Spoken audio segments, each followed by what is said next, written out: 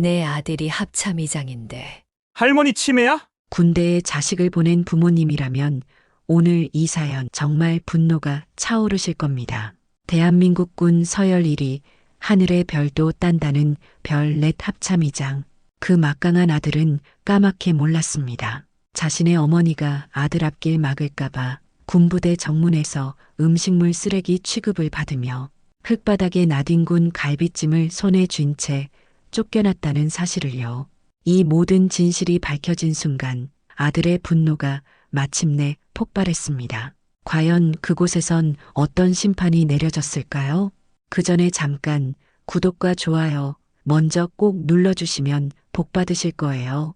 새벽 4시 세상이 가장 깊은 어둠과 침묵에 잠겨 있는 시각이었습니다. 하지만 73살 나선의 여사의 낡고 작은 부엌에는 이미 희미한 불빛이 새어나오고 있었죠.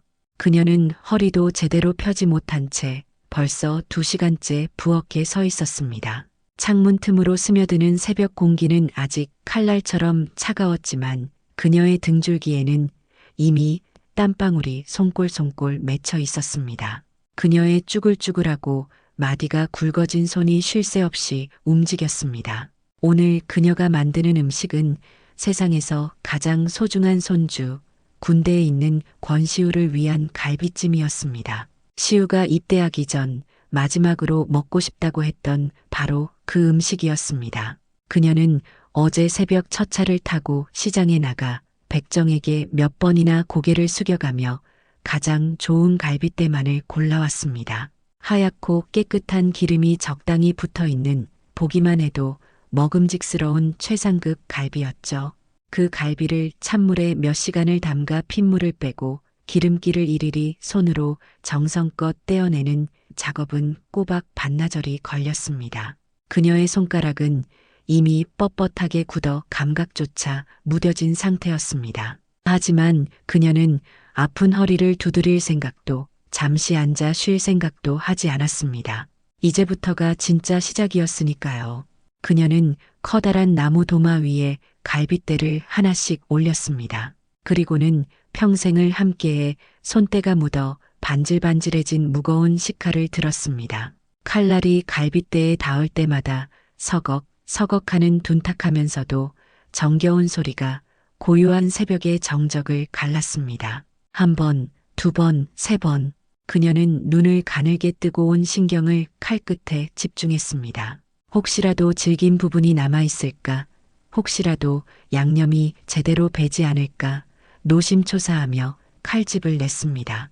그렇게 하나의 갈빗대에 10번의 칼집을 냈고 9개의 갈빗대에 모두 90번의 칼질이 이어졌습니다. 연한 갈빗살을 위해 90번의 칼집을 내는 것. 그것은 그녀가 평생을 지켜온 자신만의 고집이자 말로 다 표현할 수 없는 손주를 향한 사랑의 깊이였습니다. 우리 강아지, 이거 먹고 힘 좀 내야 할 텐데. 그녀는 갈비찜에 들어갈 무와 당근을 큼직하게 썰며 나지막이 의졸였습니다. 딱딱한 모서리는 일일이 칼로 둥글게 깎아냈습니다. 찜을 하는 동안 으스러지지 않게 하기 위함이었죠. 그녀의 머릿속에는 손주 시우의 어릴 적 모습이 파노라마처럼 스쳐 지나갔습니다. 코를 훌쩍이며 그녀의 치마폭에 얼굴을 묻던 5살의 시우, 처음 자전거를 배우다 넘어져 울면서도 다시 일어나던 10살의 시우, 쑥스럽다며 무심한 척 용돈을 건네던 17의 시우. 그 모든 순간이 바로 어제 일처럼 생생했습니다.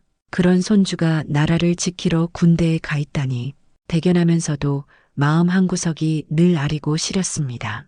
훈련받느라 얼마나 고될까? 밥은 제대로 먹을까? 잠은 편히 잘까? 그녀의 모든 생각은 온통 손주에게로 향해 있었습니다. 얼마 지나지 않아 구수한 냄새가 부엌을 가득 채우기 시작했습니다. 간장과 마늘, 생강과 배즙이 어우러진 달큼하고 짭조름한 냄새였죠.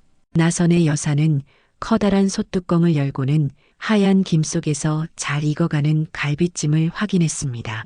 만족스러운 미소가 그녀의 깊은 주름 사이에 번졌습니다. 바로 그때 정적을 깨고 전화벨이 요란하게 울렸습니다. 군대에서 온 공중전화 번호. 나선의 여사는 화들짝 놀라며 행주의 손을 닫고는 조심스럽게 수화기를 들었습니다. 여보세요? 그녀의 떨리는 목소리에 수화기 너머에서 유난히 밝고 그리움 가득한 목소리가 들려왔습니다. 할머니, 저 시우예요. 잘 지내시죠? 손주 권시우였습니다. 그 목소리 하나에 나 여사의 얼굴에는 세상 모든 시름을 잊은 듯 환한 웃음꽃이 피었습니다.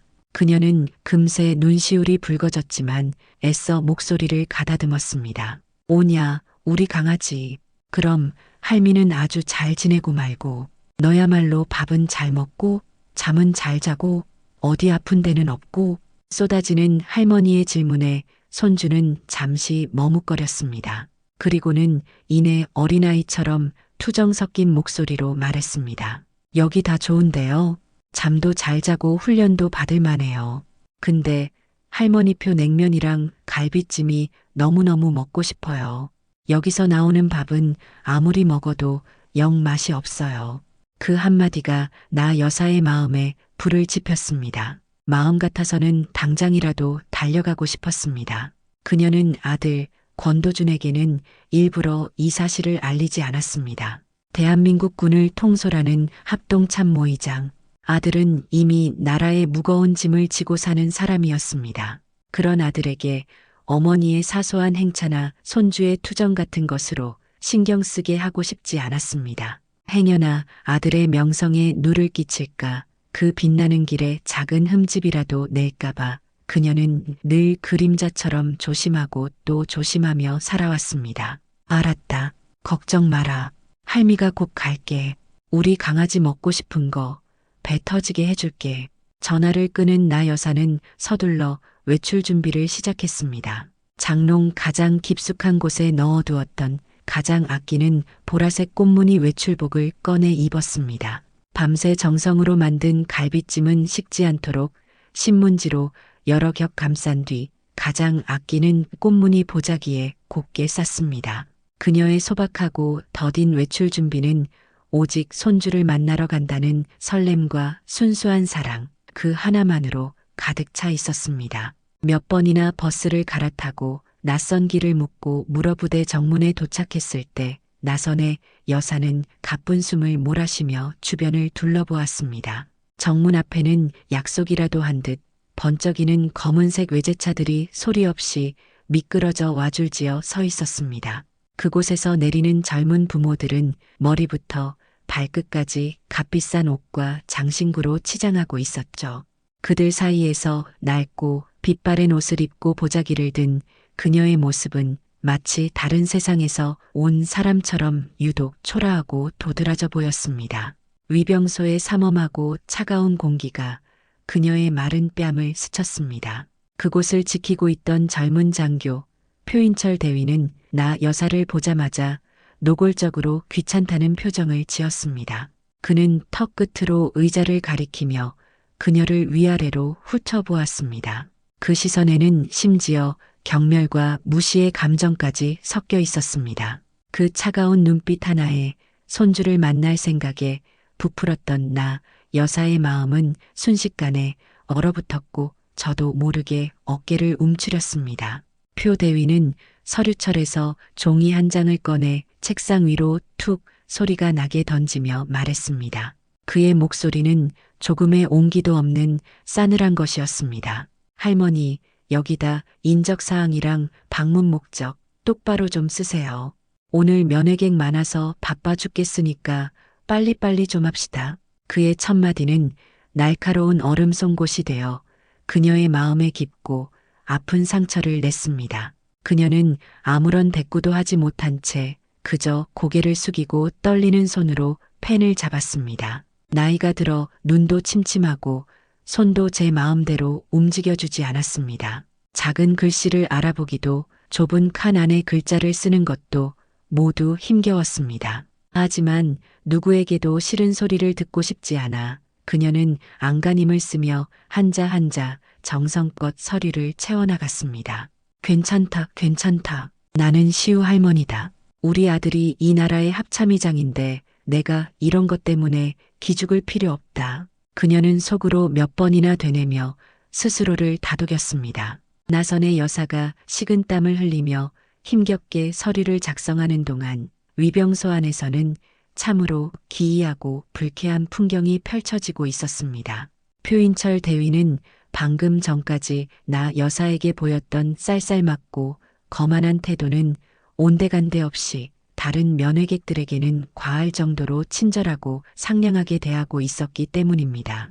번쩍이는 외제차에서 내린 젊은 부부에게는 허리를 굽신거리며 아양에 가까운 웃음으로 안내했고, 누가 봐도 사회적으로 지위가 높아 보이는 중년 신사에게는 직접 시원한 물까지 떠다 바쳤습니다. 그는 마치 연극을 하는 배우처럼 자신의 태도를 자유자재로 바꾸었습니다. 그리고 그는 아주 의도적으로 나 여사를 그곳에 없는 사람처럼, 투명 인간처럼 취급했습니다. 나 여사가 마침내 서류 작성을 마치고 그에게 내밀려 할 때마다 그는 보란 듯이 다른 사람의 서류를 먼저 처리했습니다.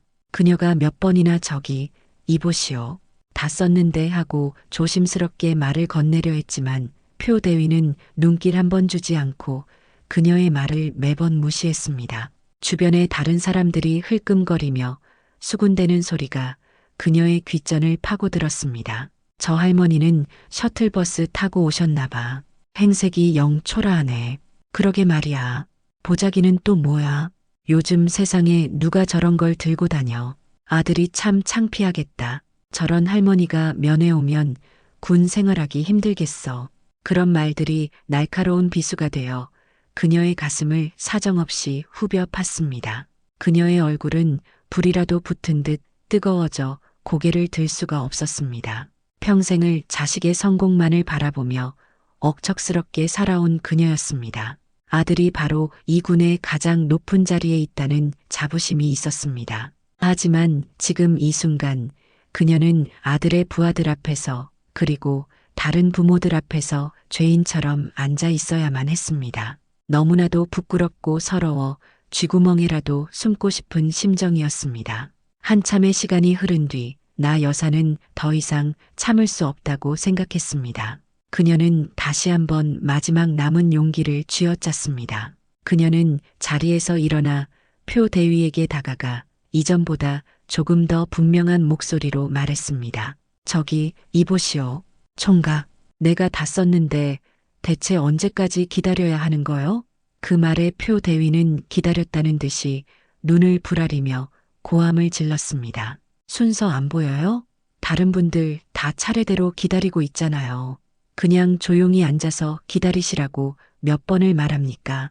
그의 고함 소리에 위병소 안의 모든 시선이 나 여사에게로 마치 바늘처럼 날아와 박혔습니다. 그녀는 순식간에 규칙도 모르고 소란이나 피우는 이상한 노인네가 되어버렸습니다. 그녀의 두 다리가 후들후들 떨려왔습니다. 평생을 남에게 싫은 소리 한 번 안 하고 꾸준히 마다치 않으며 묵묵히 살아온 그녀였습니다. 하지만 지금 이 순간 그녀는 이유도 모른 채 씻을 수 없는 모욕감과 서러움에 온몸이 얼어붙는 것만 같았습니다. 도저히 이 굴욕적인 상황을 견딜 수 없었던 나선의 여사는 결국 손주를 보는 것마저 포기하기로 마음먹었습니다. 지금 이 자리에서 단 한순간이라도 더 머문다면 평생을 지켜온 최소한의 자존심마저 먼지처럼 바스러질 것만 같았습니다. 그녀는 아랫입술을 지그시 깨물고 아무 말 없이 몸을 돌렸습니다. 손주의 얼굴은 보지 못하더라도 이 모욕적인 장소에서 벗어나는 것이 먼저였습니다. 그녀가 무겁고 천근 같은 발걸음을 떼어 위병소 출구를 향하려던 바로 그 순간이었습니다. 표인철 대위가 다른 서류 뭉치를 들고 보란 듯이 그녀의 옆을 지나가다 피할 새도 없이 그녀의 어깨를 강하고 거칠게 밀쳤습니다. 아, 좀 비키시라니까요. 길 막지 말고. 아기가 다분히 실린 행동이었습니다. 가뜩이나 나이 들어 기력도 없는 노인이었습니다. 갑작스러운 충격에 그녀의 몸은 맥없이 기우뚱거리더니 결국 중심을 잃고 그대로 차가운 흙가닥으로 힘없이 넘어지고 말았습니다. 그녀의 무릎과 손바닥이 바닥에 쓸리며 타는 듯한 통증이 느껴졌습니다. 하지만 그보다 더 큰 충격이 그녀를 덮쳤습니다. 넘어지는 순간 아기처럼 품에 소중히 안고 있던 갈비찜 보따리가 그녀의 손에서 빠져나가 대구르로 굴러간 것입니다. 툭 하는 절망적인 소리와 함께 낡은 보자기가 속절없이 풀어 헤쳐졌습니다. 그리고 그 안에 있던 그녀의 사랑과 정성이 가득 담긴 갈비찜이 검붉은 양념과 함께 흙먼지 가득한 바닥으로 와르르 쏟아져 버렸습니다. 세상이 무너지는 듯 했습니다. 밤새 잠 한숨 자지 않고 아픈 허리를 두드려가며 90번의 칼집을 내만들었던 바로 그 갈비찜이었습니다. 손주를 배불리 먹이겠다는 단 하나의 일념으로 버스를 몇 번이나 갈아타며 품에 고이 안고 온 그 귀한 음식이었습니다. 이제는 차가운 흙먼지와 뒤섞여 누구도 먹을 수 없는 더러운 음식물 쓰레기처럼 처참한 모습으로 나뒹굴고 있었습니다. 달큼하고 구수했던 양념 냄새는 역겨운 흙먼지 냄새와 뒤섞여 그녀의 코를 찔렀습니다. 그 광경을 본 나 여사의 눈앞이 새하얘졌습니다. 머릿속에서 모든 생각이 사라지고 심장이 쿵하고 바닥으로 떨어지는 것만 같았습니다. 표인철 대위는 자신이 저지른 짓을 보고도 사과 한마디 없었습니다. 오히려 잔뜩 인상을 찌푸리며 자신이 더 불쾌하다는 듯이 나지막이 욕설을 내뱉었습니다. 아, 진짜 재수없게 거기서 그렇게 굼뜨게 서 있으니까 그렇죠.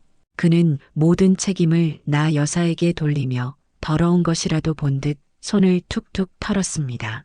바로 그때였습니다. 저 멀리 면회 장소에서 이 모든 광경을 목격한 손주 권시우가 미친 듯이 달려왔습니다. 그의 얼굴은 이미 눈물과 분노로 뒤범벅이 되어 있었습니다. 할머니, 괜찮으세요? 할머니, 손주는 울부짖으며 흙바닥에 주저앉은 할머니를 부축하려 했습니다. 주변에 있던 다른 면회객들은 그저 가던 길을 멈추고 구경할 뿐 누구 하나 선뜻 나서서 그녀를 도우려는 이가 없었죠. 그런데 놀랍게도 그 순간 나선의 여사는 울지 않았습니다. 그녀의 눈에서는 눈물 한 방울 흐르지 않았습니다. 대신 그녀의 눈빛은 텅 빈 것처럼 공허했습니다. 그녀는 잠시 거친 숨을 몰아쉬더니 손주의 부축마저도 마다하고 천천히, 아주 천천히 허리를 숙였습니다. 그리고는 흙먼지가 잔뜩 묻어버린 갈비 한 점을 조심스럽게 집어들었습니다. 그녀는 잠시 그것을 바라보았습니다. 흙먼지에 뒤범벅된 갈비 한 조각. 그것은 더 이상 음식이 아니었습니다. 그것은 짓밟힌 그녀의 마음이자 내동댕이 쳐진 그녀의 사랑이었습니다. 그녀는 자신의 낡고해진 손수건을 주머니에서 꺼냈습니다. 그리고는 그 더러워진 갈비를 마치 세상에서 가장 귀한 보물이라도 되는 듯 손수건으로 조심스럽게 감싸 자신의 품속 가장 깊숙한 곳에 넣었습니다. 그 어떤 절규나 원망보다도 더 무겁고 더 무서운 침묵의 저항이었습니다. 그 기이하고 서늘한 광경에 오만하기 짝이 없던 표 대위조차 순간적으로 움찔하며 저도 모르게 한 걸음 뒤로 물러섰습니다. 손주 권시우가 울먹이며 물었습니다. 그의 목소리는 분노와 슬픔으로 심하게 떨리고 있었습니다. 할머니, 왜 그러세요? 왜 이걸 주어요?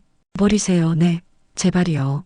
나선의 여사는 그제야 고개를 들어 손주를 바라보았습니다. 그리고는 희미하게, 아주 희미하게 웃어 보였습니다. 하지만 그 웃음은 차라리 우는 것보다 훨씬 더 슬프고 고통스러워 보였습니다. 그녀는 자신의 존엄을 지키기 위해 그리고 아들의 명예를 지키기 위해 마지막 남은 힘을 쥐어짜 명백한 거짓말을 내뱉었습니다. 시우야, 괜찮다. 정말 괜찮아.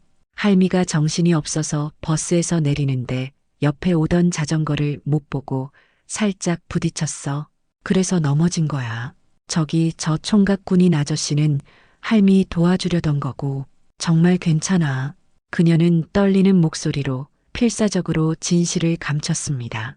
이 일이 만약 알려지게 되면 이제 막군 생활을 시작한 손주가 얼마나 힘들어질지, 그리고 대한민국군을 책임지는 아들의 빛나는 명예에 혹시라도 흠집이 날까봐 너무나도 두려웠기 때문입니다.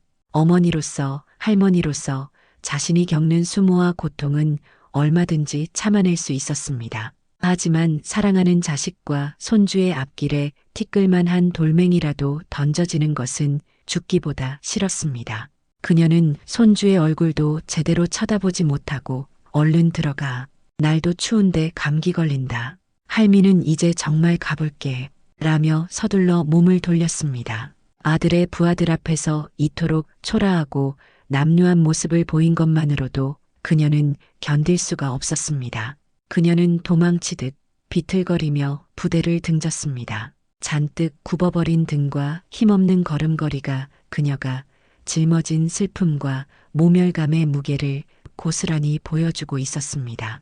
권시우는 할머니의 거짓말을 단번에 알아차렸습니다. 넘어진 할머니의 고통스러운 표정, 흙바닥에 처참하게 쏟아진 갈비찜, 그리고 이 모든 상황을 비웃는 듯한 표인철 대위의 역겨운 얼굴까지 모든 것이 슬로우 모션처럼 그의 눈에 아프게 박혀 있었습니다. 하지만 그는 아무것도 할 수 없었습니다. 가슴속에서는 당장이라도 저자의 멱살을 잡고 주먹을 날리고 싶은 분노가 들끓었지만 그는 그저 군복을 입은 힘없는 일병에 불과했습니다. 그가 할 수 있는 일은 아무것도 없었습니다. 돌아가는 할머니의 작고 한없이 초라한 뒷모습을 그저 망연자실하게 바라보며 그는 입술을 깨물어 피가 나도록 주먹을 부들부들 떨었습니다. 생활관으로 돌아온 권시우는 참을 수 없는 분노와 자기 자신에 대한 혐오, 그리고 무력감에 휩싸였습니다. 그는 자신의 관물대에 이마를 세게 박았습니다. 쿵, 쿵, 쿵. 쇳덩이에 부딪히는 이마가 깨질 듯이 아팠지만 할머니를 지켜드리지 못했다는 죄책감과 심장을 도려내는 듯한 고통에 비하면 아무것도 아니었습니다. 그는 이를 악물고 소리 없는 눈물을 흘렸습니다. 그 눈물은 할머니에 대한 사무치는 미안함이자 이 부조리한 세상을 향한 원망이자 아무것도 할 수 없는 힘없는 자기 자신에 대한 끝없는 분노였습니다. 그날 밤 권시우는 단 한숨도 잠들지 못했습니다. 그의 가슴속에서는 이미 복수의 불꽃이 희미하게 타오르기 시작하고 있었습니다. 나선의 여사가 비틀거리며 부대를 빠져나가고 권시우 일병이 분노에 찬 눈으로 자신을 노려보던 그 순간 표인철 대위의 등줄기에서는 식은땀이 흘렀습니다.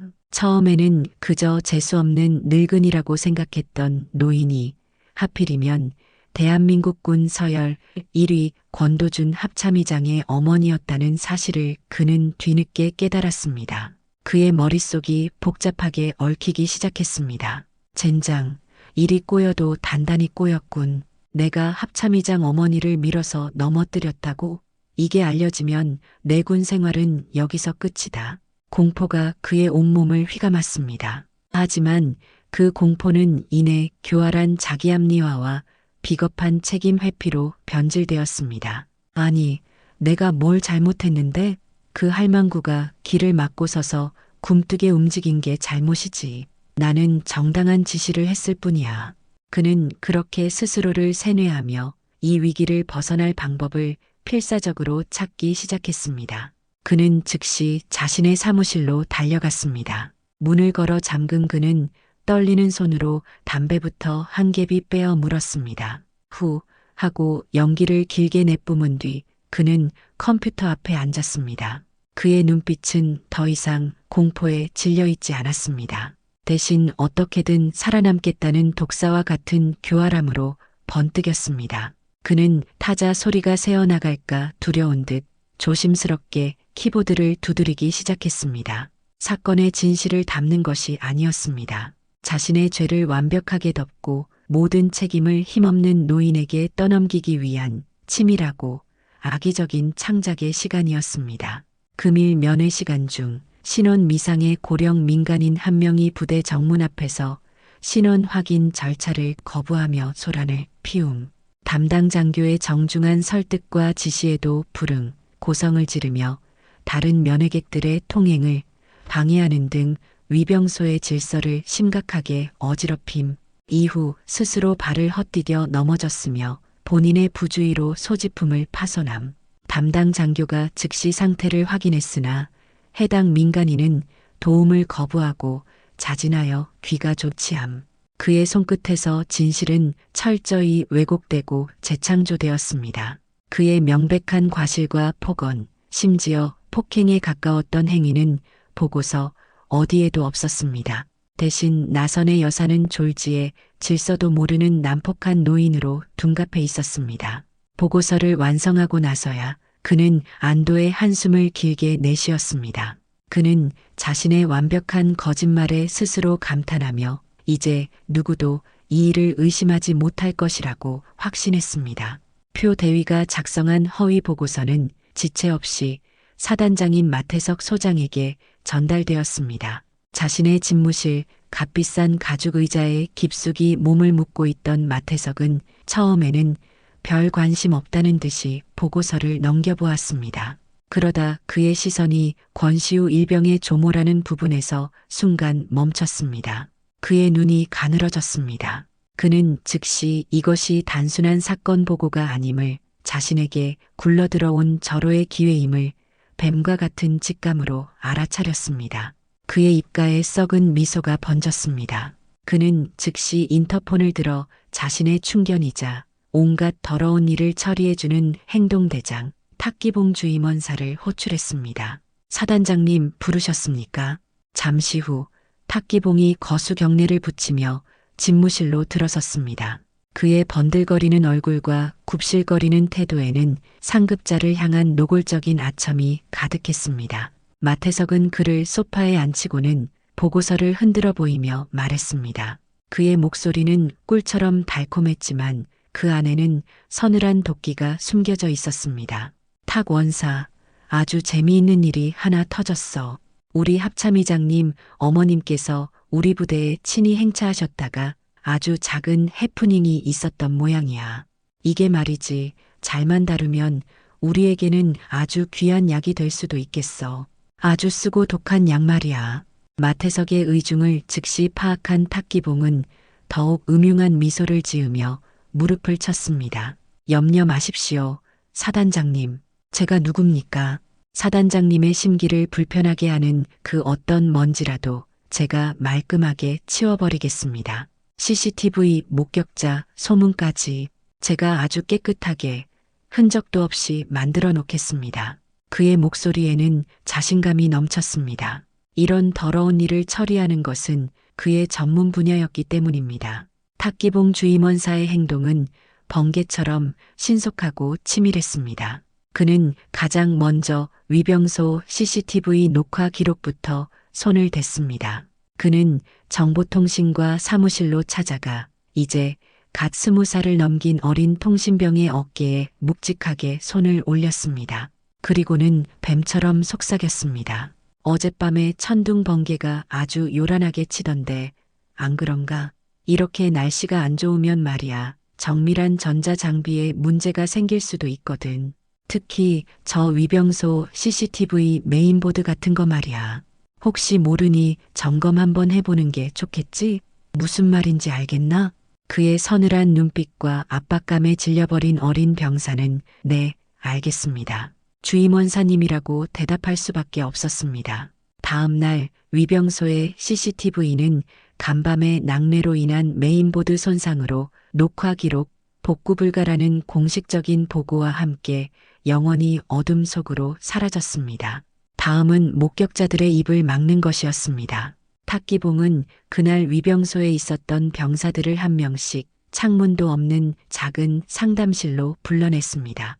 그는 회유와 협박을 번갈아 사용하며 그들의 입을 완벽하게 봉쇄했습니다. 자네, 군 생활 편하게 하고 싶지? 앞으로 미래가 창창한데 쓸데없는 소리 하고 다니다가 인생 망치고 싶어? 내 부모님, 내 가족은 평생 무사할 것 같아? 그의 비열하고 집요한 협박에 20살 남짓한 어린 병사들은 공포에 질려 아무것도 보지 못했습니다. 기억나지 않습니다. 라고 앵무새처럼 대답할 수밖에 없었습니다. 심지어 탁기봉은 여기서 그치지 않고 부대 내 흡연장이나 식당을 돌아다니며 친한 부사관들에게 악의적인 소문을 퍼뜨리기 시작했습니다. 어제 위병소에서 웬 이상한 할머니가 와서 행패 부리다가 제풀에 넘어졌다며? 듣자 하니 합참의장 어머니라던데 뺑 믿고 유세라도 부리러 왔나 보지. 쯧쯧. 아들 얼굴에 먹칠을 해도 유분수지. 진실은 그렇게 거대한 권력과 추악한 야망 아래 흔적도 없이 철저히 짓밟히고 있었습니다. 마태석 사단장의 야망은 단순히 사건을 은폐하는 것에서 끝나지 않았습니다. 그는 이 사건을 자신의 정치적 입지를 다지고 눈엣 가시 같던 라이벌 권도준 의장에게 치명적인 흠집을 낼 절호의 기회로 삼으려 했습니다. 그날 밤 그는 집무실에 홀로 남아 위스키 잔을 기울였습니다. 그의 시선은 책상 위에 놓인 사진 한 장에 고정되어 있었습니다.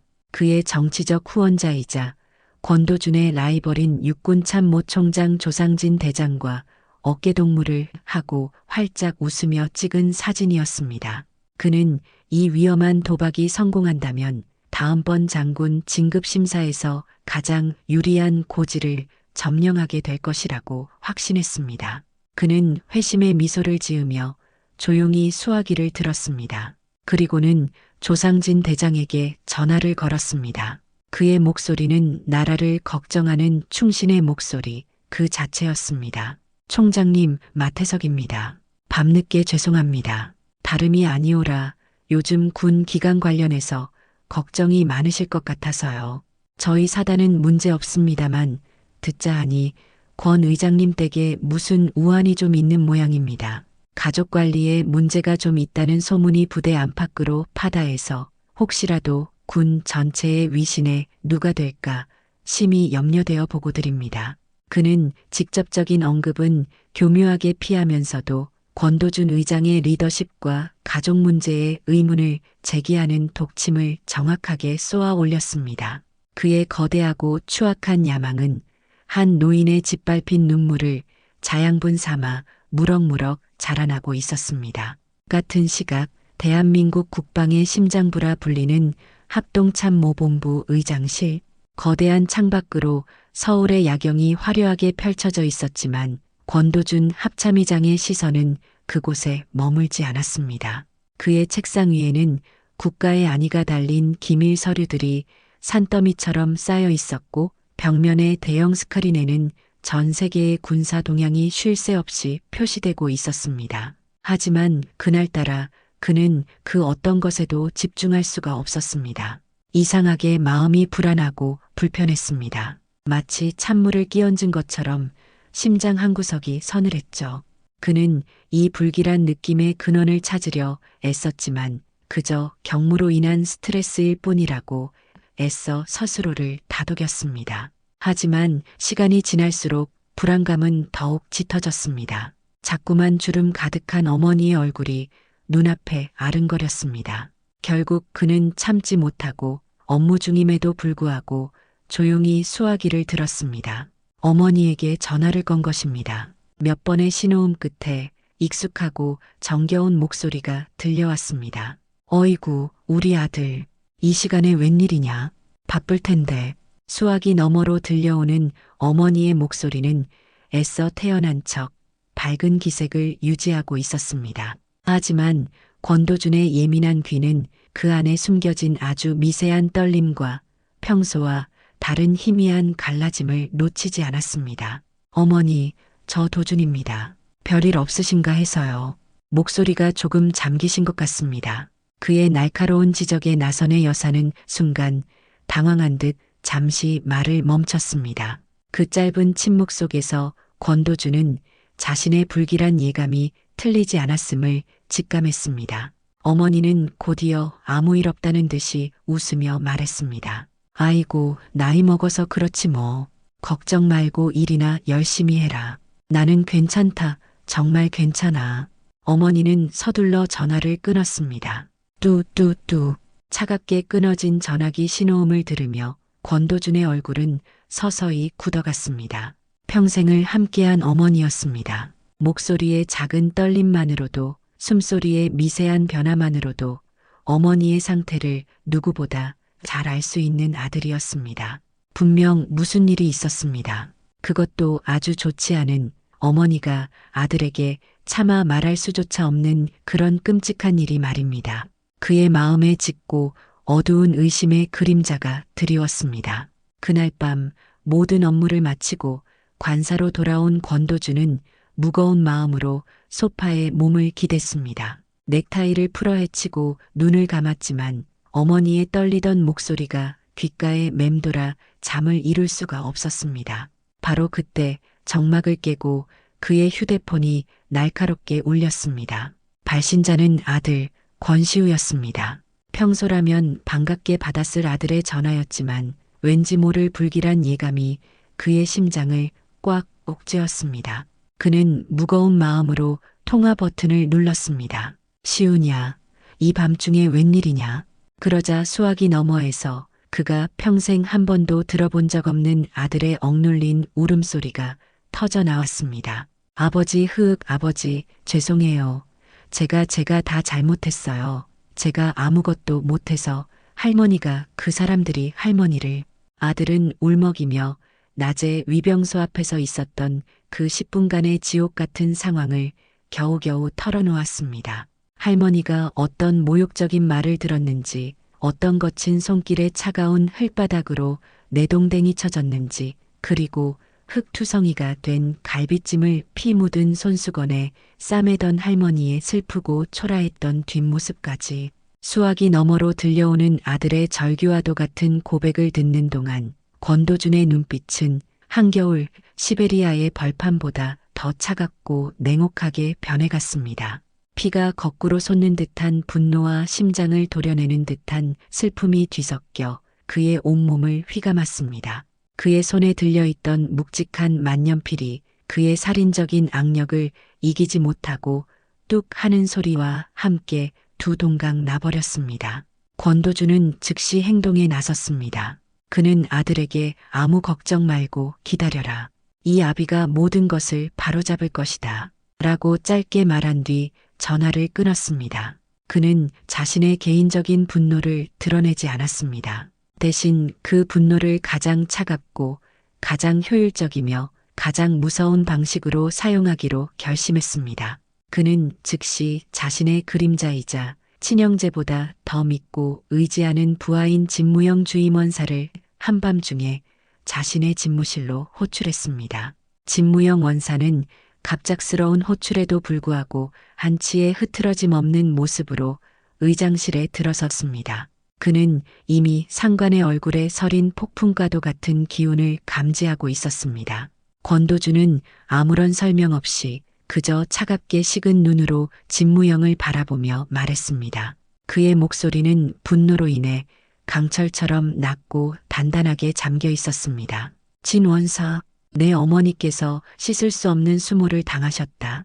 그 한마디에 산전수전 다 겪은 노병인 진무영 원사의 얼굴이 순간적으로 굳어졌습니다. 권도주는 말을 이었습니다. 지금부터 자네는 내 개인적인 임무를 수행한다. 이것은 합참의장 권도준의 명령이 아니다. 아들 권도준의 부탁이다. 자네는 내 눈과 귀가 되어 제2사단에서 오늘 있었던 모든 일의 진실을 먼지 한 톨 남김없이 파헤쳐라. 그곳에서 무슨 일이 있었는지, 누가 감히 내 어머니를 능욕했는지, 그리고 누가 그 진실을 덮으려 하는지 전부 알아내야 한다. 단 내가 지시했다는 사실을 그 누구도 단 한 사람도 알아서는 안 된다. 할 수 있겠나? 진무영 주임원사는 권도준의 말을 듣는 내내 미동도 없이 서 있었습니다. 그의 상관이, 아니 그의 형님과도 같은 사람이 지금 얼마나 큰 고통과 분노 속에 있는지 눈빛만으로도 전부 알 수 있었습니다. 그는 아무것도 묻지 않았습니다. 그저 조용히 고개를 깊이 숙일 뿐이었습니다. 그의 가슴 속에는 25년 전 굶주렸던 자신에게 아무런 대가 없이 따뜻한 국밥 한 그릇을 내어주었던 나선의 여사의 온화한 얼굴이 떠올랐습니다. 그 은혜를 갚을 때가 온 것이었습니다. 그는 허리를 펴고 권도준을 바라보며 나지막하지만 그 어떤 맹세보다 단호하게 말했습니다. 의장님, 아니, 형님, 아무 걱정 마십시오. 제 모든 것을 걸겠습니다. 어머님의 눈물을 닦아드릴 그 진실을 제가 반드시 제 손에 넣어 가져오겠습니다. 그의 대답은 단순한 상사의 명령을 따르는 부하의 것이 아니었습니다. 그것은 과거 자신에게 베풀어졌던 잊을 수 없는 은혜를 갚기 위한 한 남자의 신성하고 비장한 여정의 시작을 알리는 맹세와도 같았습니다. 진무영은 조용히 집무실을 나섰고 한밤중에 짙은 어둠 속으로 스며들듯 사라졌습니다. 비밀 임무는 그렇게 거대한 폭풍의 전조와 함께 시작되었습니다. 다음 날 진무영 주임원사는 합참의장의 충신이라는 자신의 모든 흔적을 지운 채 평범한 중년 남자의 모습으로 제2사단 주변을 탐문하기 시작했습니다. 그는 자신을 전역 군인들을 상대로 보험 상품을 판매하는 영업사원이라고 소개하며 부대 주변의 허름한 식당과 PC방 군인용품점 등을 조심스럽게 돌아다녔습니다. 하지만 그가 마주한 것은 마치 거대한 얼음 벽과도 같은 철옹성 같은 침묵뿐이었습니다. 부대 내부는 이미 그가 도착하기 전부터 탁기봉 주임원사가 쳐놓은 보이지 않는 거미줄에 완벽하게 통제된 상태였습니다. 진무영이 접촉한 모든 관련자들은 마치 약속이라도 한 듯 앵무새처럼 똑같은 말만 반복했습니다. 어제 위병소에서 있었던 일이요? 글쎄요, 저는 잘 모르는 일입니다. 제가 그때 근무가 아니라서요. 아무것도 기억나지 않습니다. 그런 일은 없었던 걸로 압니다. 뭔가 착각하신 것 아닙니까? 그들의 눈빛은 하나같이 공포에 질려 있었고 누군가의 시선을 의식하는 듯 불안하게 주변을 두리번거렸습니다. 진무영은 보이지 않는 거대한 벽에 부딪힌 듯한 깊은 답답함을 느꼈습니다. 배후에서 이 모든 것을 완벽하게 조종하고 통제하는 자가 있음을 직감했지만 그 실체에 다가갈 단서조차 찾을 수가 없었습니다. 진실은 짙은 안개 속에 가려져 있는 듯 했습니다. 진무영의 은밀한 움직임은 즉시 탁기봉의 귀에 들어갔습니다. 그는 마태석 사단장에게 합참에서 보낸 쥐새끼 한 마리가 부대 주변을 기웃거리고 있습니다. 라고 보고했고 마태석은 알아서 처리해 쓸데없는 잡음이 나오지 않도록 일하며 귀찮다는 듯이 말했습니다. 그 순간부터 탁기봉은 그림자가 되어 진무영의 뒤를 몰래 밟으며 그의 동태를 하나하나 감시하기 시작했습니다. 그는 허름한 차 안에서 선글라스를 낀 채 진무영이 누구를 만나는지 무슨 말을 하는지를 파악하고는 늘 한 발 앞서 움직였습니다. 진무영이 접촉하려던 병사들을 미리 불러내 다시 한번 비열하게 협박하는 것도 잊지 않았습니다. 그는 한 어린 병사의 멱살을 잡고 나지막이 으르렁거렸습니다. 너 입 한 번 잘못 놀리면 내 군 생활만 끝나는 게 아니야. 시골에 계신 내 부모님 올해 농사는 잘 돼야 할 텐데 안 그런가?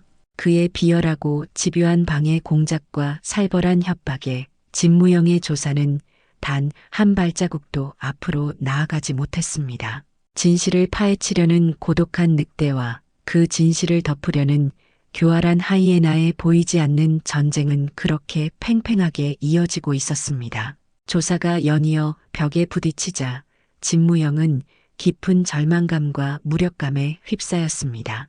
그는 부대가 멀리 보이는 언덕에 차를 세우고 타들어가는 속을 달래려 담배를 연거푸 태웠습니다.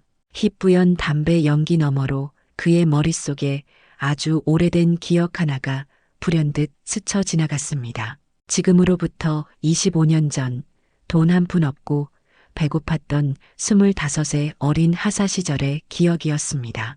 월급날은 아직 한참이나 멀었고 텅 빈 주머니 사정에 며칠을 굶주리며 고된 훈련을 오가던 혹독한 겨울날이었죠. 그때 부대 앞 허름한 골목에서 작은 냉면집을 하던 한 아주머니가 굶주린 그의 얼굴을 보자마자 환하게 웃으며 그를 불러세웠습니다. 바로 젊은 시절에 온화한 미소를 띤 나선의 여사였습니다. 총각, 얼굴이 왜 이렇게 헬쑥해? 밥은 먹고 다니는 거야? 이리 와서 국밥 한 그릇 뜨끈하게 말아먹고 가. 국밥은 서비스야. 돈 안 받아. 우리 군인 오빠들이 든든하게 배를 채워야 나라도 든든한 거지. 나 여사가 아무런 데가 없이 내어준 그 김이 모락모락 나는 따뜻한 국밥 한 그릇의 온기. 그날의 그 온기 하나로 그는 외롭고 고된 군 생활을 버텨낼 수 있었습니다. 그날의 기억을 떠올린 진무영은 자신도 모르게 뜨거운 눈물을 삼켰습니다. 그는 다시 한번 주먹을 불끈 쥐었습니다. 이것은 의장님의 명령이기 이전에 굶주렸던 젊은 군인의 영혼을 살려준 한 어머니의 은혜를 갚는 일이었습니다. 그는 결코 여기서 포기할 수 없었습니다. 진무영은 마지막 희망을 걸고 권시우의 가장 친한 동기이자 그날의 유일한 목격자일 가능성이 높은 하진우 일병에게 조심스럽게 접근하기로 결심했습니다. 그는 하진우가 외출을 나와 동기들과 PC방으로 향하는 길목에서 기다렸다가 조용히 그의 앞을 막아섰습니다. 하진우는 갑자기 나타난 낯선 중년 남자를 보고 경계했지만 진무영이 자신의 이름을 부르자 얼굴이 새하얗게 질려버렸습니다. 그는 이미 탁기봉에 무섭고 살벌한 협박을 받은 뒤였습니다. 그는 진무영을 보자마자 공포에 질려 손사래부터 쳤습니다. 누구세요? 저는 아무것도 모릅니다. 정말입니다. 저를 그냥 내버려 두십시오. 하진우는 진무영을 필사적으로 피하려 했습니다. 그의 두 눈은 겁에 질려 하염없이 떨리고 있었고 목소리는 거의 울먹임에 가까웠습니다. 하지만 진무영은 그의 공포에 질린 눈동자 속에서 애써 감추고 있는 진실의 그림자를 똑똑히 보았습니다. 그는 차마 겁에 질린 어린 병사를 억지로 다그칠 수는 없었습니다. 그저 자신의 연락처가 적힌 작은 쪽지 하나를 그의 주머니에 몰래 찔러 넣어주며 나지막이 말할 뿐이었습니다. 하진우 일병, 나는 자네를 해치려는 사람이 아니네. 그저 진실이 알고 싶을 뿐이야. 만약, 아주 만약이라도 자네의 양심이 그 공포를 이겨낼 용기가 생긴다면 여기로 연락 주게. 자네의 양심이 시키는 대로 하게. 진무영은 무거운 마음으로 돌아섰습니다. 이제 그가 할 수 있는 일은 단 하나. 한 것 많은 젊은 병사의 양심이 거대한 공포의 벽을 넘어 진실의 문을 두드려 주기를 간절히 기다리는 것뿐이었습니다. 그의 발걸음은 그 어느 때보다 무겁게 느껴졌습니다. 그날 밤 하진우 일병은 밤새도록 끔찍한 악몽에 시달렸습니다. 꿈속에서 그는 다시 제2사단의 위병소 앞에 서 있었습니다. 그의 눈앞에서는 나선의 여사가 슬프고 공허한 눈으로 자신을 바라보고 있었고 그 옆에서는 탁기봉 주임원사가 비열한 얼굴로 내가 내 아들 친구냐? 그런데도 입을 놀려? 라며 그를 향해 손가락질하며 악마처럼 웃고 있었습니다. 흙바닥에 쏟아진 갈비찜이 그의 발밑에서 피처럼 번져나갔습니다. 그는 비명을 지르며 깨어나고 싶었지만 목소리가 나오지 않았습니다. 그는 식은땀을 비오듯 흘리며 잠에서 깨어났습니다. 심장은 금방이라도 터질 것처럼 미친 듯이 뛰고 있었고 온몸은 사시나무처럼 떨렸습니다. 어둠 속에서 그는 거친 숨을 몰아쉬며 생각했습니다. 이대로 침묵한다면 나는 평생 이 악몽에서 벗어날 수 없을 것이다. 이대로 눈을 감아버린다면 나는 평생 나 자신을 용서할 수 없을 것이다. 군인으로서의 명예도, 친구로서의 의리도, 인간으로서 가져야 할 최소한의 양심도 모두 잃어버린 채 살아가게 될 것이다. 그의 머릿속에서는 탁기봉의 비열한 협박과 진무영의 진실을 호소하던 눈빛이 쉴 새 없이 교차했습니다. 두려웠습니다. 너무나도 두려워서 온몸이 마비될 것 같았습니다. 하지만 그는 더 이상 비겁하게 살고 싶지 않았습니다. 그는 괴로움에 몸부림치다 마침내 결심을 굳혔습니다. 다음 날 새벽 생활관 동기들이 모두 깊은 잠에 빠져 있던 시간, 하진우는 침대에서 조용히 빠져나왔습니다. 그는 고양이처럼 살금살금 발소리를 죽인 채 부대 구석에 있는 낡은 공중전화 부스로 달려갔습니다. 차가운 새벽 공기가 그의 뺨을 때렸지만 오히려 정신이 맑아지는 기분이었습니다. 그는 떨리는 손으로 주머니 속에서 진무영이 줬던 작은 쪽지를 꺼냈습니다. 그리고는 한자 한자 힘주어 번호를 눌렀습니다. 몇 번의 긴 신호음 끝에 잠결에 전화를 받은 듯한 잠긴 목소리가 수화기 너머에서 들려왔습니다. 하진우는 주변을 살피며 거의 들리지 않을 만큼 작은 목소리로 하지만 단호하게 말했습니다. 저 어제 배웠던 하진우 일병입니다. 제가 그날 모든 것을 봤습니다. 그리고 저도 모르게 찍었습니다. 그는 그날 너무나 놀라고 당황스러운 마음에 자신도 모르게 휴대폰 카메라로 현장을 찍어두었던 것입니다. 그의 휴대폰에는 흙바닥에 처참하게 쏟아진 갈비찜의 모습과 그 옆에 서서 비웃고 있던 표인철 대위의 오만한 얼굴이 희미하게나마 담긴 사진 한 장이 저장되어 있었습니다. 그는 그 사진을 그 자리에서 즉시 진무영에게 전송했습니다. 어둠 속에서 빛나는 단 하나의 별처럼 그것은 진실을 밝힐 한 줄기 희망의 빛과도 같은 증거였습니다. 사진 한 장. 그것은 평범한 사진이 아니었습니다. 그것은 겹겹이 쌓인 거짓말의 성을 단 한 번에 무너뜨릴 수 있는 누구도 부인할 수 없는 결정적인 증거였습니다. 자신의 차 안에서 쪽잠을 자다 전화를 받았던 진무영은 휴대폰 화면에 뜬 사진을 보고 잠이 확 달아났습니다. 사진은 희미하고 흔들렸지만 진실을 담고 있기에는 충분했습니다. 그는 하진우의 용기 있는 증언과 그가 목숨 걸고 보내온 사진, 그리고 그동안 자신이 비밀리에 수집해 온 마태석 사단장과 탁기봉 주임원사의 온갖 비위 행적들, 마지막으로 마태석과 육군참모 총장, 조상진 대장의 부적절한 커넥션까지 모든 정보들을 하나로 엮기 시작했습니다. 흩어져 있던 진실의 조각들이 그의 손에서 마침내 하나의 완벽하고도 추악한 그림으로 맞춰지는 순간이었습니다. 그는 밤을 새워 이 모든 내용을 담은 한치의 오차도 없는 완벽한 보고서를 작성했습니다. 보고서의 마지막 장을 덮으며 그는 이제 곧 대한민국군에 불어닥칠 거대한 피해 폭풍을 예감했습니다. 진무영은 동이 트자마자 곧장 서울의 합동참모본부 의장실로 향했습니다. 그의 차가 어둠을 뚫고 고속도로를 달리는 동안 동쪽 하늘이 서서히 밝아오고 있었습니다. 그는 더 이상 보험사 직원이 아니었습니다. 그는 이제 정의의 심판을 전하러 가는 준엄한 전령이었습니다. 그는 의장실 문 앞에 서서 잠시 호흡을 가다듬었습니다. 그리고는 결연한 표정으로 문을 열고 들어갔습니다.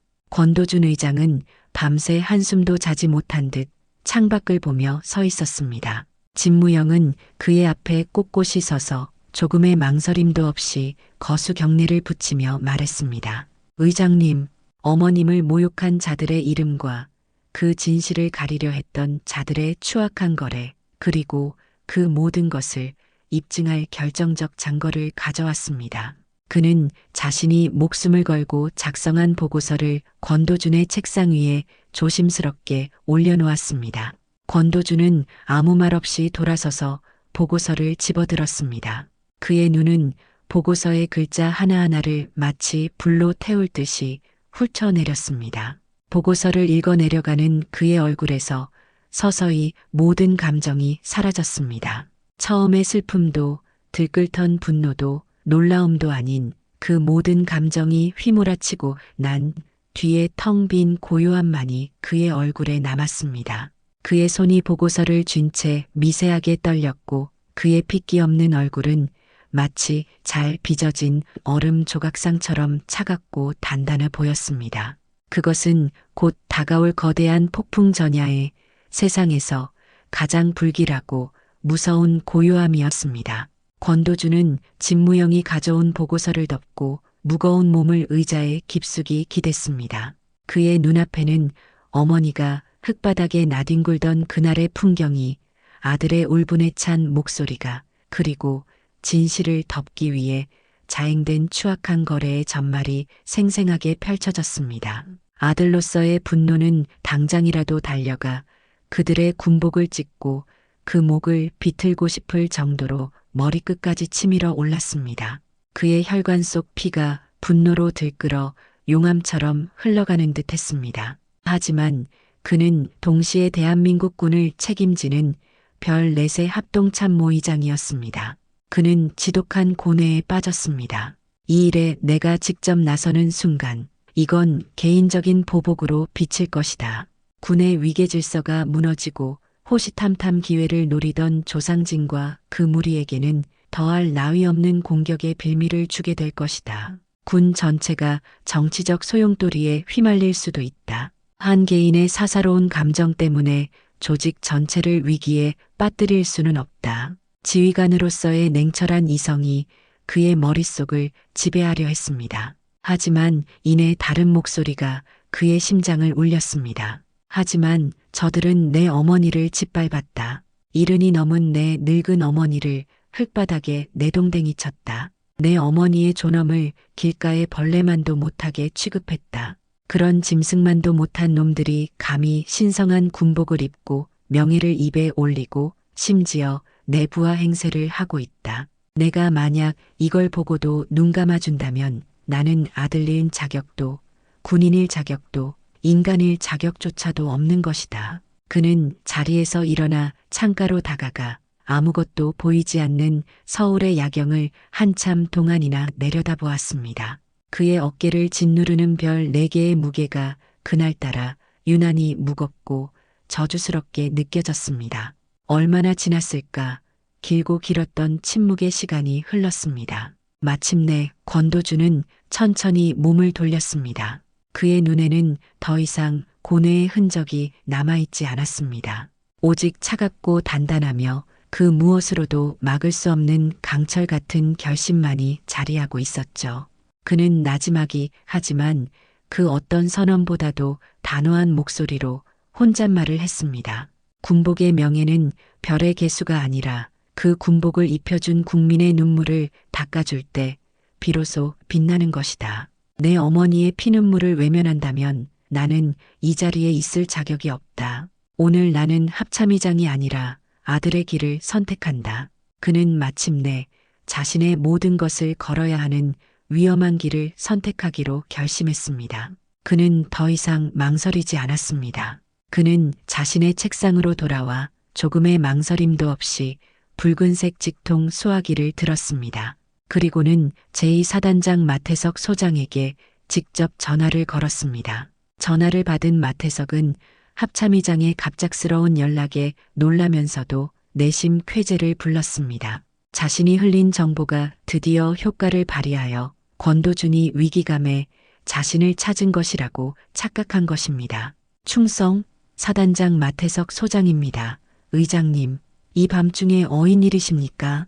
잔뜩 격앙되고 아첨이 가득한 마태석의 목소리에 권도준은 지극히 평온하고 나직한 목소리로 답했습니다. 그 목소리에는 어떠한 감정도 실려있지 않아 오히려 듣는 이의 등골을 서늘하게 만들었습니다. 마 장군, 나 권도준 의장일세. 지금 내가 헬기를 타고 자네 사단으로 직접 가고 있네. 아주 중요한 불시 전투준비태세 점검이야. 그러니 절대 소란 피우지 말고 조용히 있는 그대로 준비하게. 마태석은 이 말이 자신을 시험하고 더 큰 기회를 주려는 것이라 믿어 의심치 않았습니다. 그는 뛸 듯이 기뻐하며 염려 마십시오.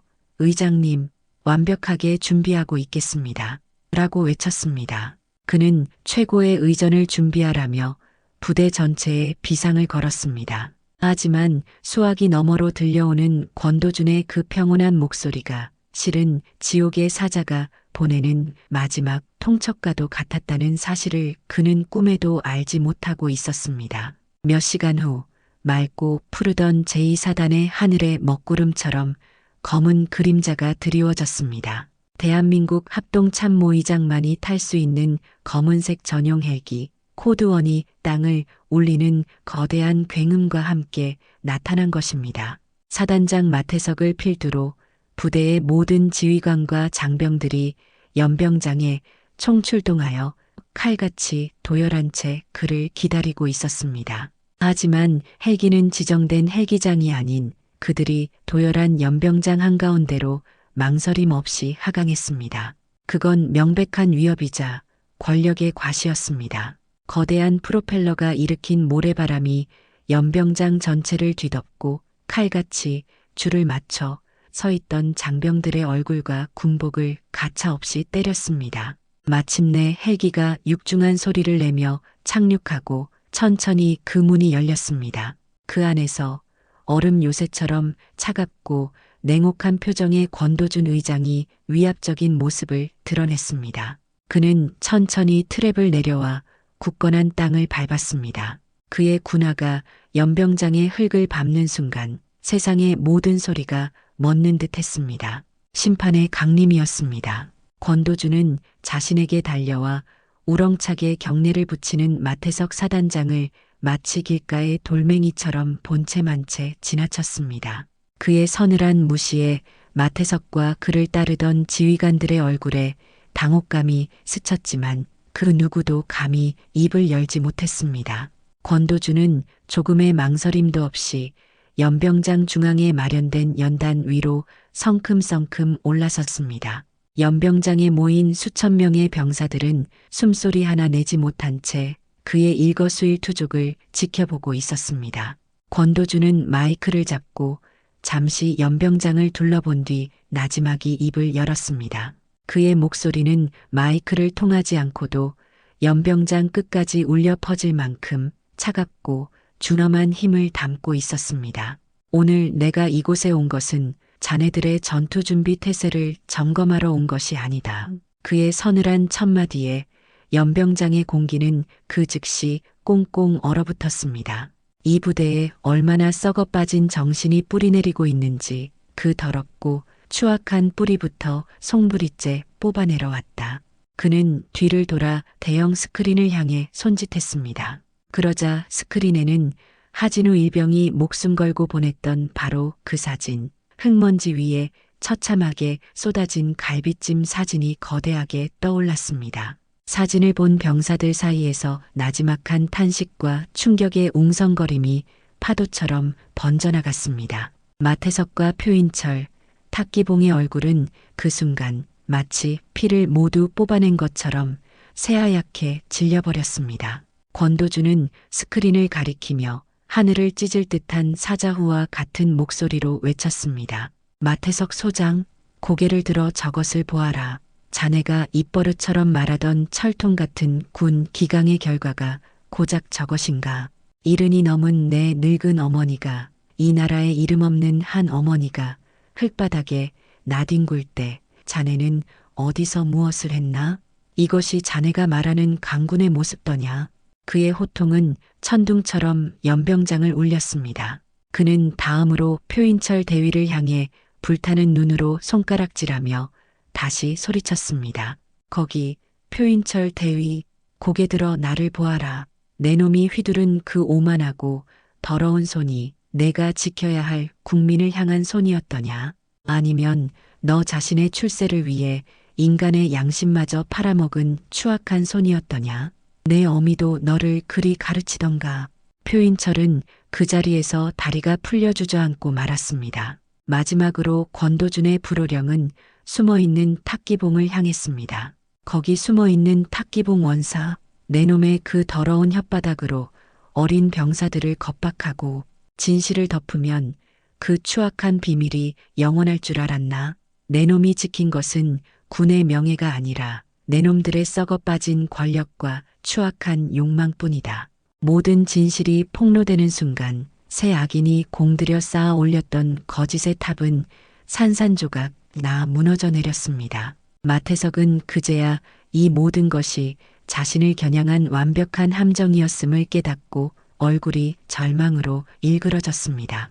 권도준은 그 자리에서 국방부 장관에게 직접 전화를 걸어 스피커폰으로 모든 병사들이 들을 수 있도록 통화 내용을 공개했습니다. 장관님, 합참의장입니다.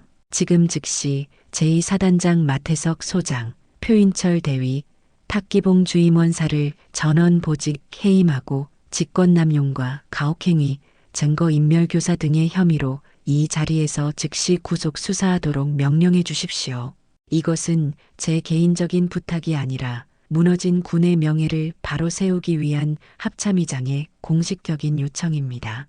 장관의 즉각적인 승인이 떨어지자 헌병들이 달려나와 세 사람에게 수갑을 채웠습니다. 권도주는 마이크에 대고 마지막으로 선언했습니다. 똑똑히 들어라.